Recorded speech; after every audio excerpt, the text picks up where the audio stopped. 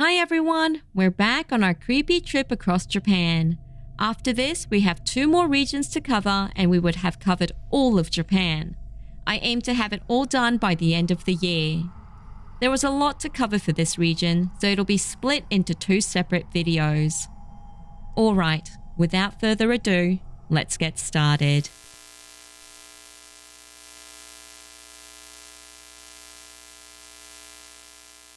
Today, we're exploring the Kinki region, also commonly known as Kansai, and it encompasses the Osaka Plain and consists of 7 prefectures: Kyoto, Shiga, Osaka, Nara, Mie, Wakayama, and Hyogo. It used to be the political and cultural center of Japan for many centuries. Let's start off with the non-creepy stuff, some nice places to visit within these prefectures. Number 1. Kyoto Prefecture. Kyoto Prefecture extends to the Sea of Japan coast in the north. The prefectural capital is Kyoto City, which used to serve as the national capital for more than 1,000 years, and today offers more historical and traditional attractions than any other Japanese city.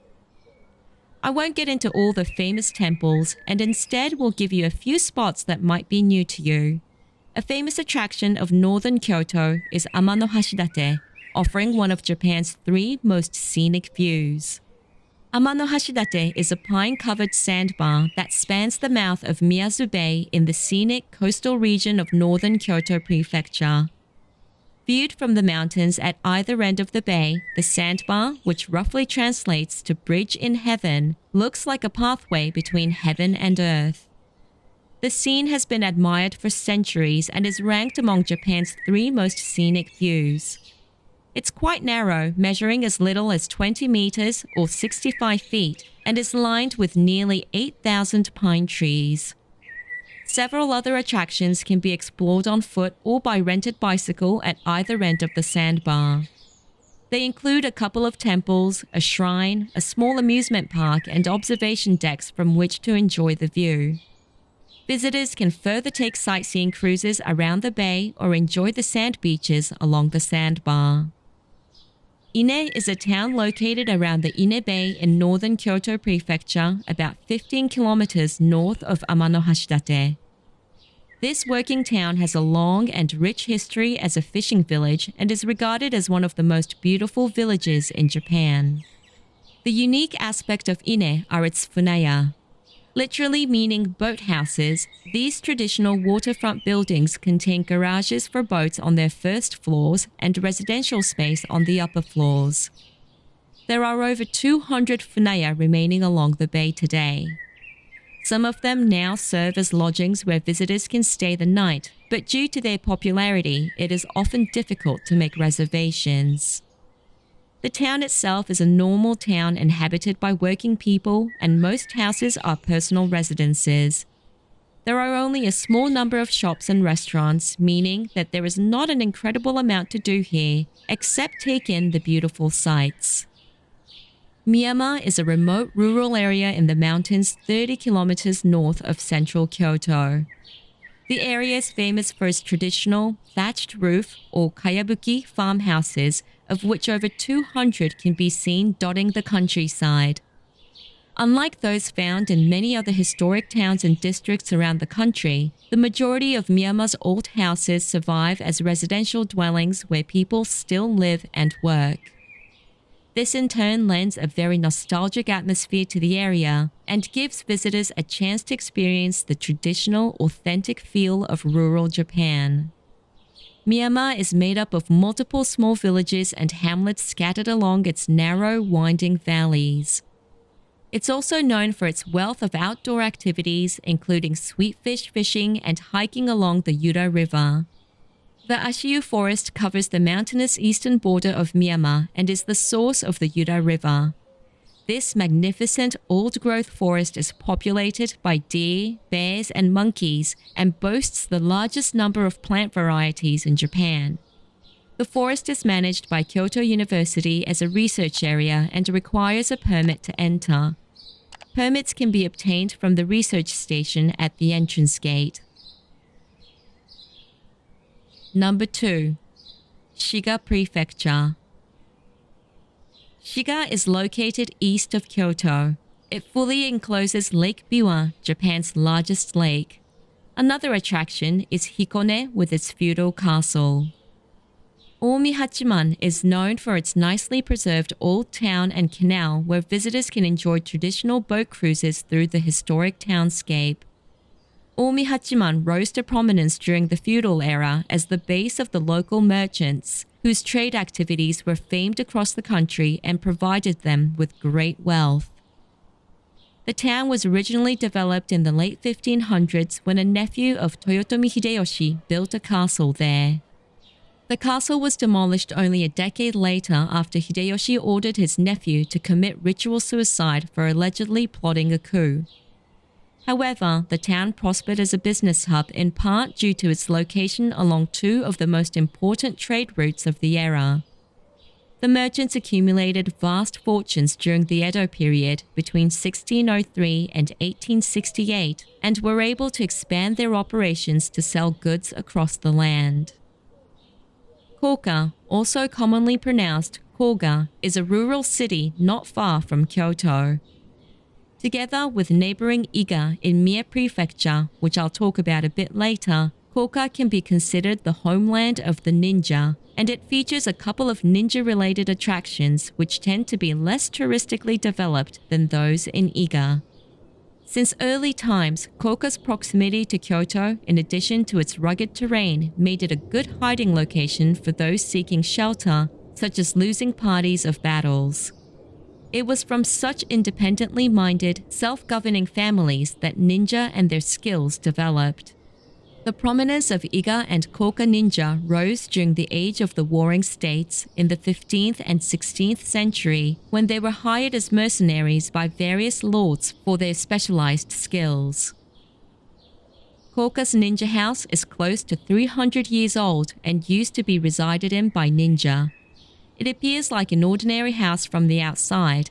Inside, however, it is equipped with many ingenious traps and devices designed to prevent intruders and to provide a means of escape in times of need. Visitors are allowed to explore the house and discover its various trapdoors and secret passages. Through various exhibits at the mansion, one can also find out about the various techniques for combat that the ninja employed and their smart use of unique weapons and tools. There is also a shuriken throwing range where visitors can try throwing the weapons at target boards. Number 3. Osaka Prefecture. Osaka is Japan's second smallest prefecture, but it's Japan's second largest metropolitan area after Tokyo. It has been the economic powerhouse of the Kansai region for many centuries. In the 16th century, Toyotomi Hideyoshi chose Osaka as the location for his castle, and the city may have become Japan's political capital if Tokugawa Ieyasu had not terminated the Toyotomi lineage after Hideyoshi's death and established his government in distant Edo, which is Tokyo today. Universal Studios Japan, or USJ, was the first theme park under the Universal Studios brand to be built in Asia. Opened in 2001 in the Osaka Bay area, the theme park has been expanded over the years and is one of the most visited amusement parks in Japan. I can't leave out the famous Osaka Castle. Its construction started in 1583 on the former site of the Ishiyama Honganji Temple, which had been destroyed by Oda Nobunaga 13 years earlier. Toyotomi Hideyoshi intended the castle to become the center of a new unified Japan under Toyotomi rule. It was the largest castle at the time. However, a few years after Hideyoshi's death, Tokugawa troops attacked and destroyed the castle and terminated the Toyotomi lineage in 1615. Osaka Castle was rebuilt by Tokugawa Hidetada in the 1620s, but its main castle tower was struck by lightning in 1665, burnt down, and was not rebuilt during the feudal ages. It was not until 1931 that the present ferro-concrete reconstruction of the castle tower was built. During the war, it miraculously survived the city-wide air raids. Major repair works gave the castle new glamour in 1997. The castle tower is now entirely modern on the inside and even features an elevator for easier accessibility. It houses an informative museum about the castle's history and Toyotomi Hideyoshi. The Nishinomaru Garden, encompassing the former Western Citadel, is a lawn garden with 600 cherry trees, a tea house, the former Osaka guest house, and a nice view of the castle tower from below. Unlike most of the rest of the castle grounds, the garden requires an admission fee. The entire Osaka Castle Park covers about 2 square kilometers with lots of green space, sport facilities, a multi-purpose arena, and a shrine dedicated to Toyotomi Hideyoshi. The park is one of Osaka's most popular hanami spots during the cherry blossom season, which usually takes place in late March and or early April. Number 4. Nara Prefecture. Nara, a landlocked prefecture, is the cradle of the Japanese civilization. Many of the early emperors built their palaces in Nara Prefecture, formerly known as Yamato. Japan's first permanent capital was established in the year 710 at Heijo, the city known as Nara today. Prior to that, the capital was moved to a new location whenever a new emperor ascended to the throne. It's located less than 1 hour from Kyoto and Osaka. Due to its historical importance, the city remains full of cultural treasures, including some of Japan's oldest and largest temples. The Wakakusa Yamayaki is an annual festival during which the grass on the hillside of Nara's Mount Wakakusa is set on fire. When it is set alight, it can be seen throughout the city. The burning of the mountain itself is preceded by a fireworks display. Todaiji Temple, Kofukuji Temple, and Kasuga Shrine are all involved with the ceremonies of the festival. This has been taking place for hundreds of years and its precise origins are unclear. One theory claims that the burning of the mountainside began during the boundary conflicts between Nara's great temples, while another claims the fires were used to drive away wild boars. Around 5 p.m., a procession of people involved in lighting the mountain on fire depart, and at around 5:30, the procession arrives at the base of Mount Wakakusa, where several hundred spectators have already gathered, and a large bonfire is lit partway up the mountainside, just past the barrier restricting access to the public. At 6:15, a firework display is held for about 15 minutes. Afterwards, the fire from the bonfire is used to set the grass on the mountainside alight, and the fire gradually spreads all across the mountain. It usually takes 30 minutes to 1 hour for the entire area to burn, depending on the conditions of the grass each year. In 2026, the Yamayaki is scheduled for January 24th, so if you're interested, make sure to note down the date. Mount Yoshino is Japan's most famous cherry blossom spot. Considering there are so many beautiful hanami spots across Japan, this is saying something. It features over 30,000 cherry trees planted around the slopes, which visitors can admire as they walk along the roads that lead up the mountain. It also offers a rich history, which makes it an interesting destination at any time of the year. As the base of the pilgrimage trail to sacred Mount Omine, Yoshinoyama has been a center of Shugendo mountain worship for many centuries. The remote town also served various historical personalities as a refuge, including Emperor Go-Daigo, who established a competing second imperial court there in the 14th century. In 2004, Yoshino was designated a cultural UNESCO World Heritage Site, named the Sacred Sites and Pilgrimage Routes in the Key Mountain Range. There are several shrines and temples to visit here too. Number 5. Mie Prefecture. The Shima Peninsula is home to Japan's most sacred Shinto shrines, the Ise Shrines. The inner shrine is one of the 2 main shrines making up the Ise Shrines in Ise City. Formerly known as Kotai Jingu, the inner shrine enshrines Shinto's most venerated deity, the sun goddess, Amaterasu Omikami, and is considered Japan's most sacred shrine. The inner shrine is believed to have been established over 2,000 years ago. Its main buildings resemble ancient rice granaries and are built in an architectural style that shows almost no influence from the Asian mainland, as they predate the introduction of Buddhism. Both the inner and outer shrine are rebuilt from scratch every 20 years. The 62nd building was completed in 2013. The 63rd building will take place in 2033. The main sanctuary is found at the top of a flight of stone stairs. It enshrines the sun goddess and is surrounded by multiple sets of fences. Visitors are only allowed to go beyond the outermost of them, where photography is not allowed. The outer shrine, formerly known as the Toyoke Daijingu, enshrines Toyoke Omikami, the Shinto deity and guardian of food, housing, and clothing. Toyoke provides the food for the sun goddess. The outer shrine is traditionally visited before the inner shrine. The outer shrine is believed to have been established over 1,500 years ago, about 500 years after the inner shrine. The grounds are a little bit smaller, and its main sanctuary is reached in about a 5-minute walk from the Sengukan Museum, which is at the entrance to the shrine grounds. The main building is surrounded by multiple sets of fences, and visitors are not allowed beyond the outermost of them. Ninja were a type of warrior during Japan's feudal ages, specialized in gathering information about the enemy and conducting various acts of espionage and sabotage. The Iga School of Ninjutsu, based in Iga Ueno, was one of Japan's leading ninja schools, along with the Koka School in neighboring Shiga Prefecture.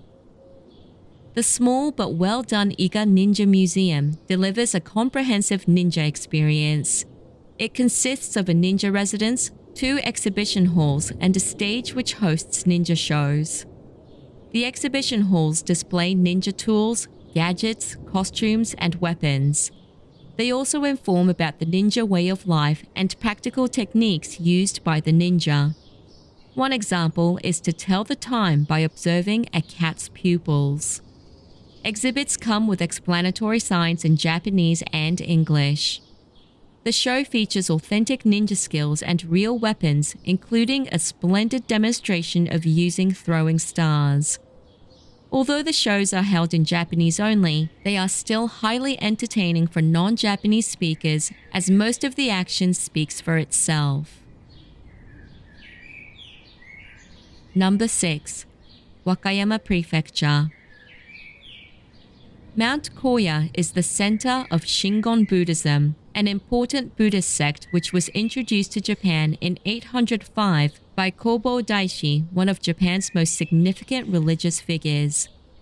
A small secluded temple town has developed around the sect's headquarters that Kobo Daishi built on the wooded mountaintop.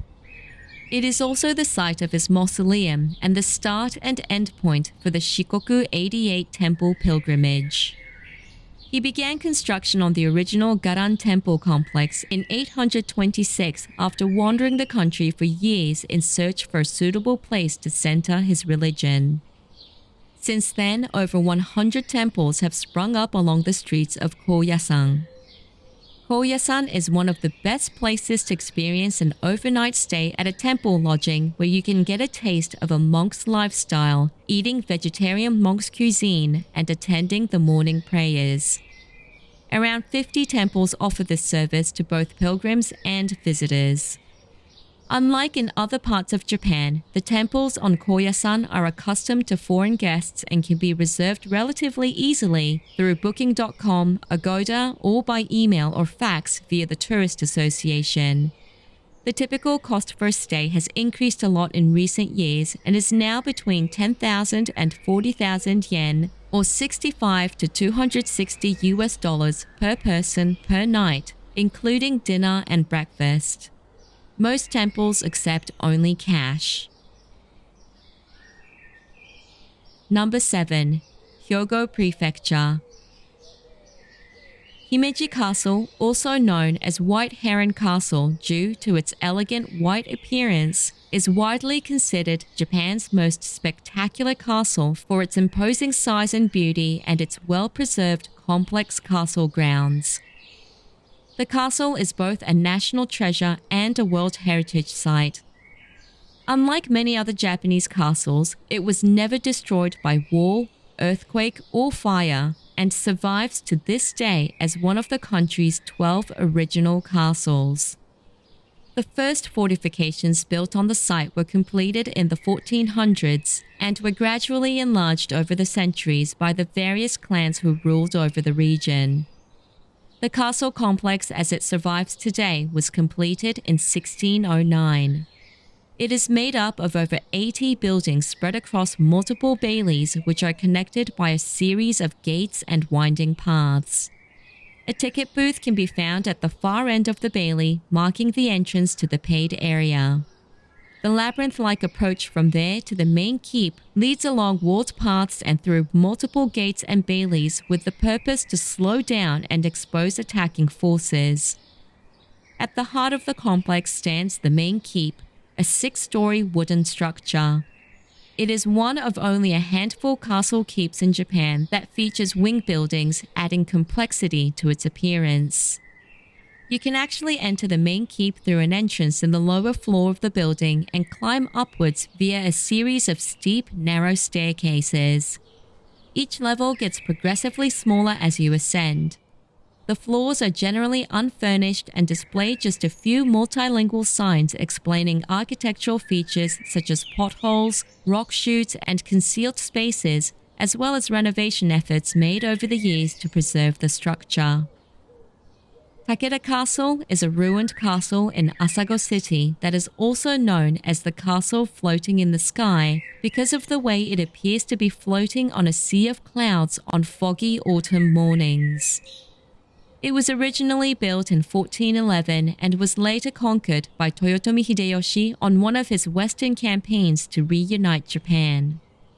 The castle's forces fought against the Tokugawa clan during the Battle of Sekigahara in 1600, and the castle was abandoned not long after. It then gradually disintegrated over the centuries until the ruins were restored in the 1970s and 80s, and the castle opened as a tourist site. No buildings are left standing on the castle grounds, but the foundations are still largely intact, making it easy to see the castle's layout with a central fortress and 3 wings emanating from it. Visitors follow a marked-off one-way walking course, and there are various locations around the grounds with great views of the surrounding mountains and the town below. The best time to visit the floating castle is in October and November around sunrise between 6 and 6:30 a.m. when a sea of clouds can be seen on 1 out of 3 mornings on average.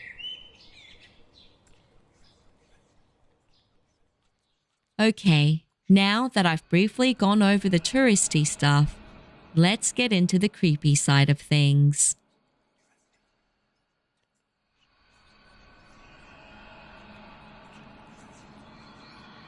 Location 1. The Old Ikoma Tunnel. There are many haunted spots in Osaka, but among them, the one so famous it's considered a classic is the Old Ikoma Tunnel. Perhaps because tragic accidents occurred there in the past, numerous paranormal phenomena have been reported at this site. The Old Ikoma Tunnel was a railway tunnel that opened in 1914, built by Osaka Electric Tramway. At the time, it was the second largest tunnel in Japan. Although its construction began in 1911, it actually took a full 3 years to open. This was due not only to the difficulty of the work arising from the terrain and other issues, but also to a major accident. On January 26, 1913, 1 year before the tunnel opened, a cave-in occurred, burying as many as about 150 people alive. Of these, 19 died, and a memorial service is held every year, even to this date. Then, on April 16, 1946, a train carrying passengers caught fire within the tunnel, resulting in a tragic accident in which 23 died and 75 were injured. The cause of this accident is said to have been the steep grade inside the tunnel, with the load causing the motor to fail and ignite. In 1947, the following year, another tunnel fire occurred, injuring about 40 people. The cause of this accident is said to have been similar to that of the previous year. And that's not all. After the tunnel accidents in 1946 and 1947, it saw its greatest tragedy the following year in 1948. On March 31st, 1948, the brakes of an express train traveling inside the tunnel failed and it ran away down the steep grade. Unable to stop, it crashed into a local train that was stopped at the next station. This accident resulted in 49 deaths and 282 injuries, a catastrophe rarely seen even in the history of railway accidents. In 1964, with the completion of the new Ikoma tunnel, the old tunnel went out of use.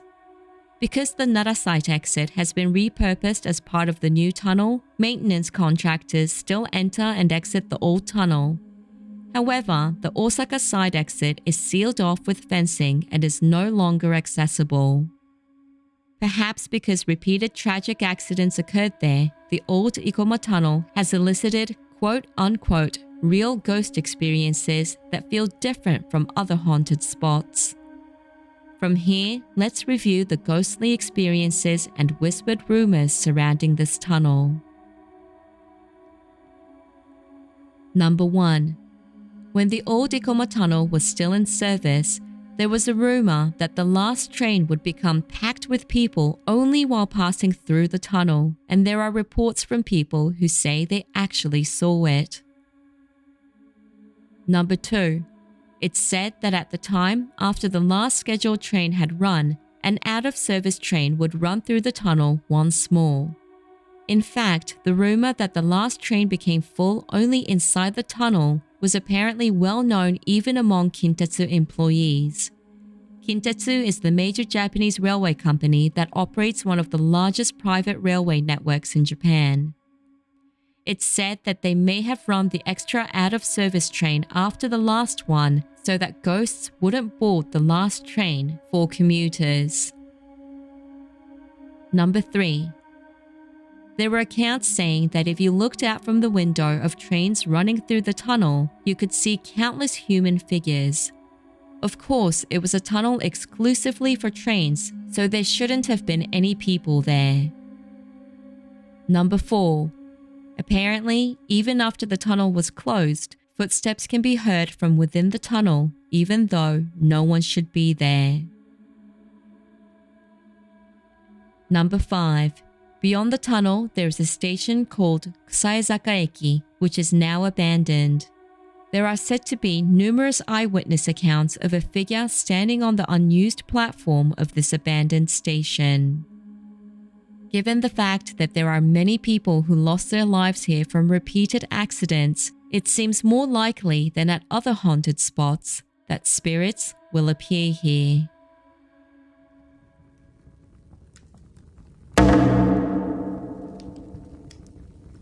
This is something that happened about 10 years ago.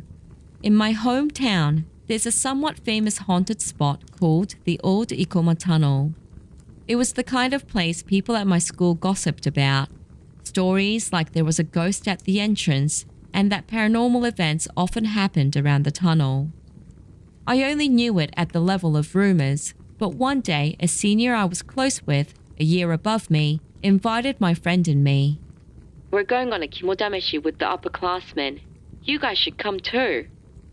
Since it was an invitation from a senior we were friendly with, we couldn't really refuse and ended up joining. When we got to the meeting spot, there were 2 adults a bit older than us. My senior said they'd be the ones driving us to the tunnel. According to them, they'd had the car serviced the day before just in case so we could ride without worry. To be honest, my friend and I weren't good with ghost stuff, so our mood was pretty low. Once everyone gathered and we did a bit of casual shopping, we headed for the tunnel. There were 6 of us in total, and we arrived at the tunnel without any problems. However, the entrance was closed off and we couldn't go inside, so we took some commemorative photos at the entrance and, with nothing else to do, decided we might as well head back. I think we were there for about 30 minutes total. We got ready to leave and climbed into the car, and from there, strange things began to happen, little by little. The car's engine wouldn't start, even though it had just been inspected and serviced. After trying a few times, the engine finally started and we set off.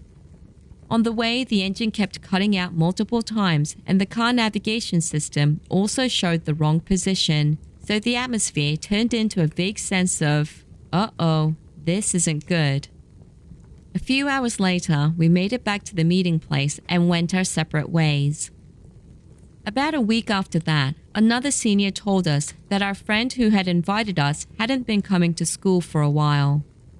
My friend and I got scared that something might have happened, so on our way home that day, we went to his house. Apparently, he'd fallen ill, so we couldn't see him, but a few days later, he called us to come over. According to him, the guy who had driven the car had also gotten sick around the same time, and thinking it might be dangerous, he said everyone who went should go for a purification rite and told us to come along. We all went and nothing has happened since. Later, we heard from the guy who owned the car that he took his car in to get it inspected again the next day, but there was nothing wrong with it.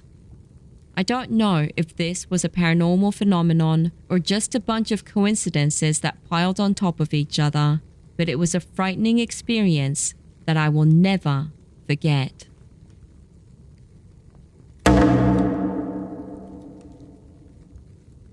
One ghost story I heard while my mother was still alive.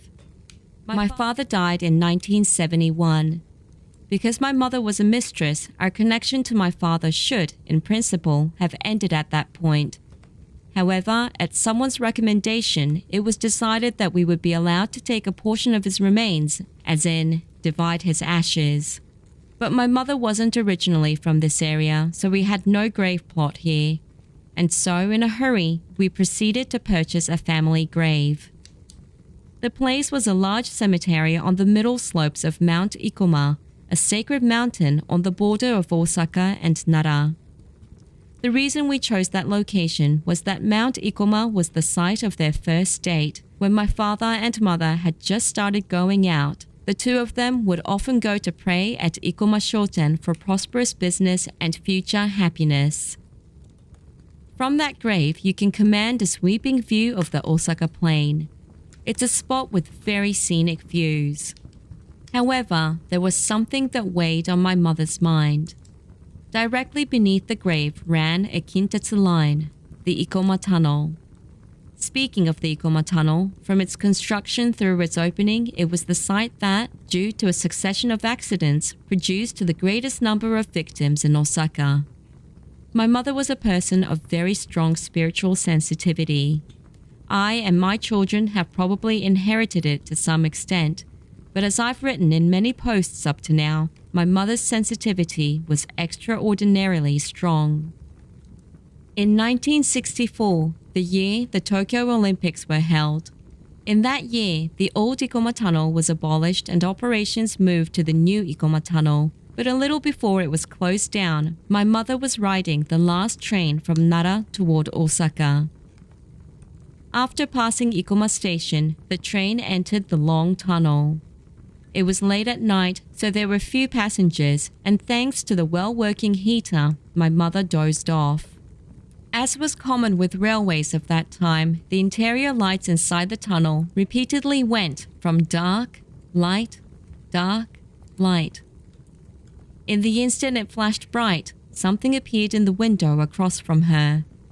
She glimpsed something dark. For a moment she doubted her own eyes as the lights continued to go from dark to light to dark. My mother told me about that moment like this. When it got bright, there was a man's face smeared flat against the window. Their eyes met and she instinctively felt something evil. She knew there had once been a terrible accident in that place. She also knew there were rumors of such sightings, but she had never imagined she herself would witness it. She'd completely forgotten about it. And just then, a terrible stench, like rotting fish, stung my mother's nostrils. When the lights came back again, she saw something unbelievable. Just a moment earlier, the car was nearly empty, but now the interior was overflowing with laborers in work clothes. And among them were men with crushed faces, those missing arms or legs, those drenched in blood and whose intestines hung out from open wounds. So many men who were clearly accident victims that the car had all but become a picture of hell. Those dead pressed in as if crowding toward my seated mother, with her at the center. My mother reflexively closed her eyes, put her hands together, and in her heart recited a prayer. Then a white light wrapped around my mother, and those countless unclean beings vanished in a flash, and the car returned to being empty as before.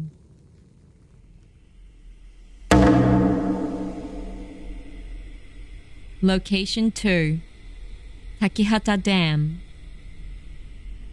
When it comes to famous haunted places in Osaka, many people mention Takihata Dam. It's both a popular sightseeing spot and a well-known location for ghost stories. Not only the dam itself, but also the tunnels and bridges surrounding it are said to be haunted, each with their own grim reputation.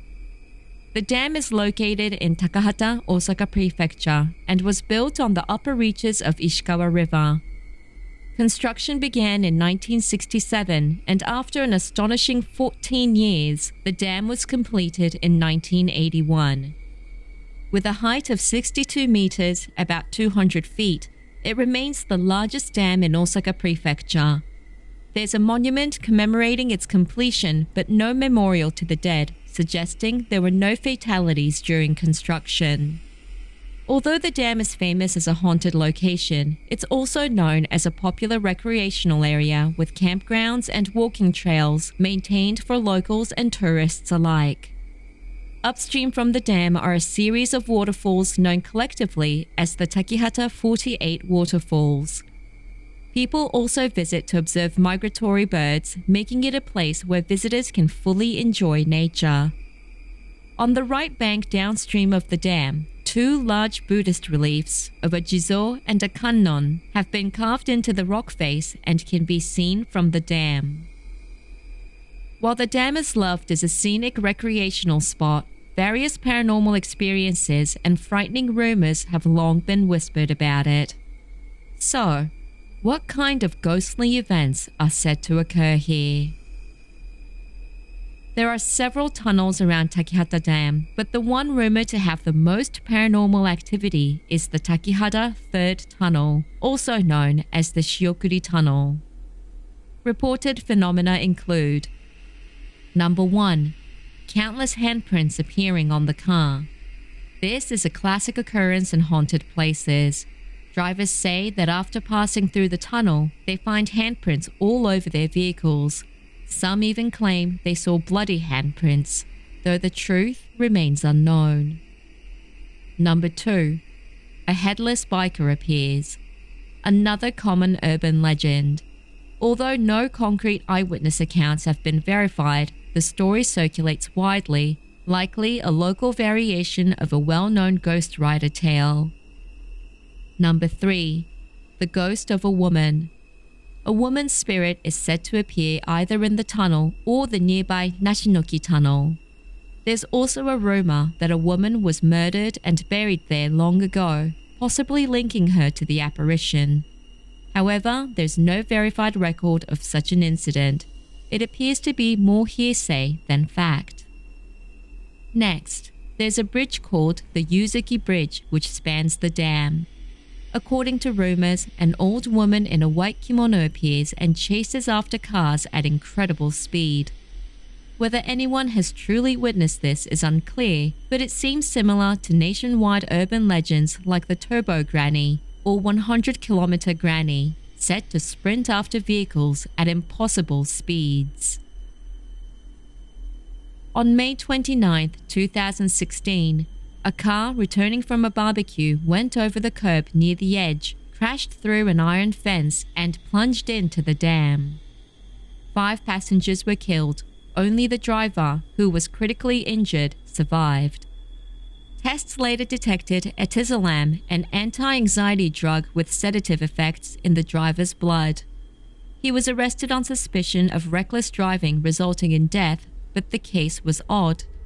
He had no medical history, no prescription, and during questioning insisted that he never took any tranquilizers before driving. He also told others that he doesn't remember driving at all. While the third tunnel and Yuzuki Bridge are both known for their eerie stories, many claim that the most terrifying place of all is the dam itself. During the daytime, visitors can enjoy the scenery and view the carved Buddhist reliefs from a distance, but at night, the atmosphere changes completely. The area becomes strangely oppressive and unsettling. Some people say they felt as if something was trying to pull them into the dam. Those with strong spiritual sensitivity are advised not to approach after dark. There are also persistent rumors of many suicides occurring at the dam, which may be why people believe numerous spirits now wander the dam and its surroundings.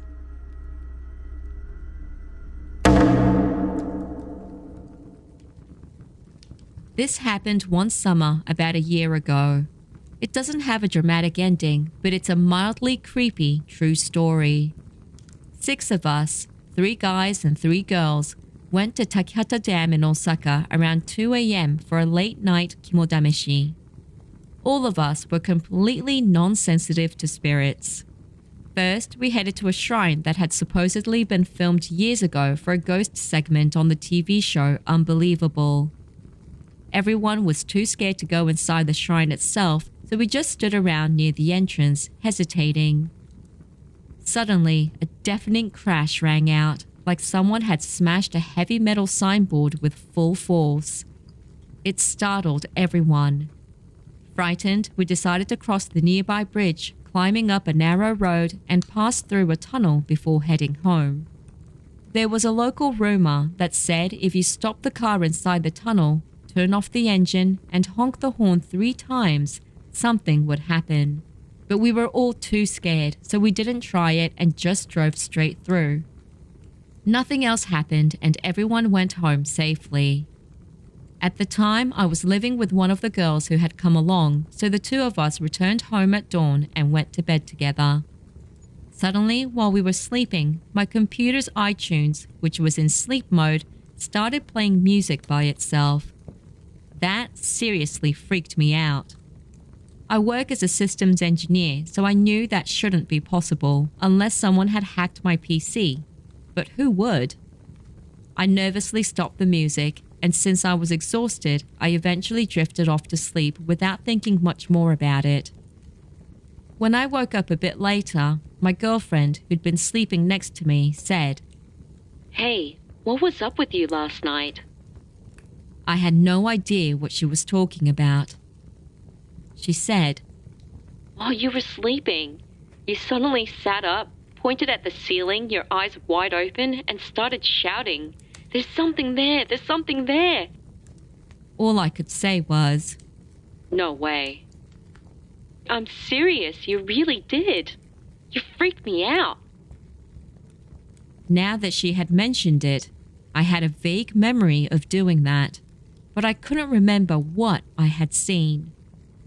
Over the next few days, my girlfriend said she kept hearing voices and footsteps in the apartment, even though no one else was there.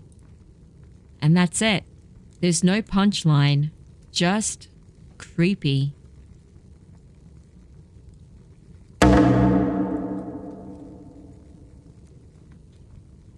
This happened about 10 years ago. After a late-night work shift, some of my co-workers invited me to go on a kimodameshi. I've always had strong spiritual sensitivity, so I usually turn down those kinds of invitations. But since I had just started the part-time job and wanted to become friends with everyone as soon as possible, I reluctantly agreed to go. The place they chose was a tunnel near Takihata Dam in Osaka. I didn't know the location at all, nor had I ever heard the rumors surrounding it. On the drive there, my co-workers told me stories about the tunnel. That the car's headlights sometimes suddenly goes out, or that after you exit the tunnel, your car is covered in handprints, and that various strange things happen to those who go there. There were 5 of us in total. It was a hot midsummer night when we set out and drove straight into the tunnel near Takihata Dam. But nothing happened. The headlights didn't turn off, and no handprints appeared anywhere. Before heading out, we had taken a group photo in front of the car for fun, and after finishing the kimodameshi, since nothing happened, we decided to take another photo for memory's sake. A few days later, when we had the film developed, everyone's faces froze. In the photo from before entering the tunnel, we were all wearing white t-shirts, but in the photo taken afterward, every single one of us was wearing red t-shirts. Even now, just remembering that moment makes me shiver.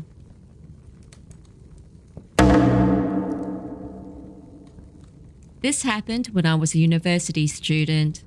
At that time, it had just become popular among my friends to go on late-night trips to haunted places. I had just gotten my driver's license right after high school, and since I was the only one who could borrow a family car, I ended up being dragged along to all sorts of places.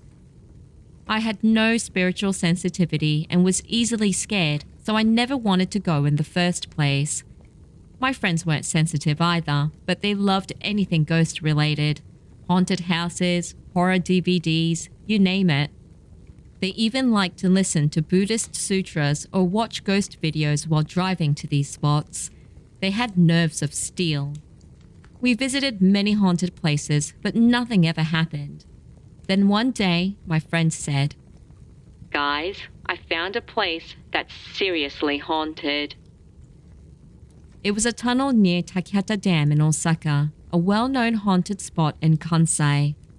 It was far from where we lived, so we'd never been there before. According to rumors, if you drive into the tunnel, turn off the engine, and honk the horn 3 times, the spirits will bang on your car windows. I didn't want to go, but my friends suggested we invite some girls too. That made it sound a bit more fun, so I agreed.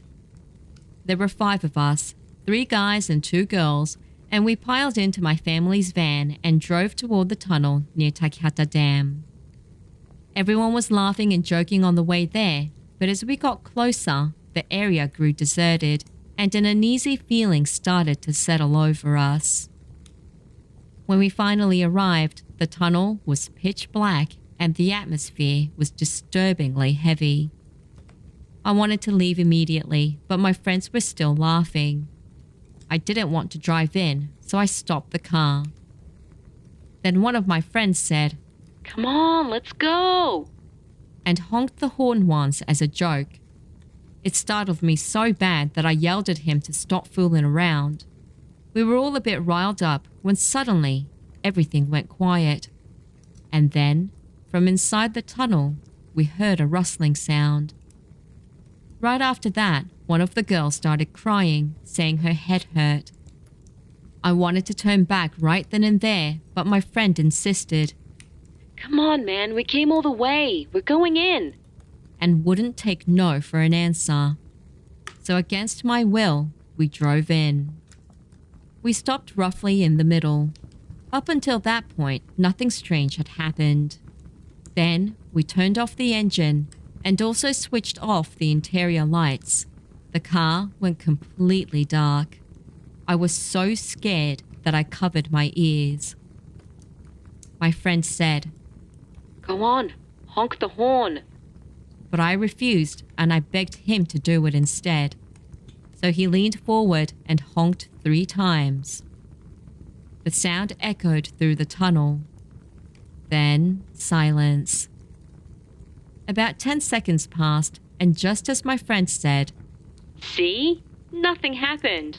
Boring." The car suddenly started shaking violently, like it was about to tip over, and it lasted for about 10 seconds. Everyone screamed in panic. When it stopped, I desperately tried to start the engine, but it wouldn't start. I turned the key over and over, but nothing happened. I was freaking out, and then suddenly, the crying girl shouted at the top of her lungs, "Stop it!" Her voice echoed through the car, and everything went silent again. I tried the ignition one more time, and the engine started immediately. We sped out of there as fast as we could. We stopped at a nearby convenience store and talked about what had just happened, but the girl who had been crying couldn't stop crying. She was shaking and unable to speak. We checked the car, but there were no handprints or marks, nothing strange at all. When we asked the store clerk if there had been an earthquake, he looked confused and said no. We had no idea what we just experienced inside that tunnel. With a heavy feeling in my chest, I dropped everyone off and drove home. The girl who had been crying had finally stopped, but she said her head still hurt a little. I went home too and went to bed as usual. A few days later, I heard from my friend that the girl who had been crying that night had experienced sleep paralysis when she got home and went to bed. She was so frightened that she went to have a spiritual cleansing performed by a psychic she knew. According to that psychic, a little girl around elementary school age was attached to her. After that, none of us ever went to another haunted spot again. Alright guys, this is it for part 1. In part 2, we'll explore locations 3 through 6, and there are definitely some creepy places, so make sure you hit the notification bell if you don't want to miss it. Also, I want to apologize for not posting more frequently.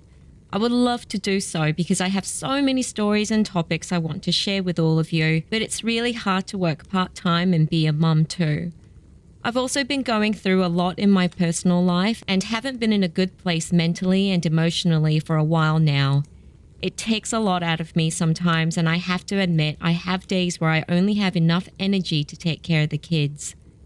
So, in saying that, I just want to thank all of you from the bottom of my heart for being so patient with me and leaving me comments when I post. It really means a lot, and it's the only thing that keeps me motivated to continue. I hope you all had a wonderful time celebrating Halloween. See you in the next video. Cheers.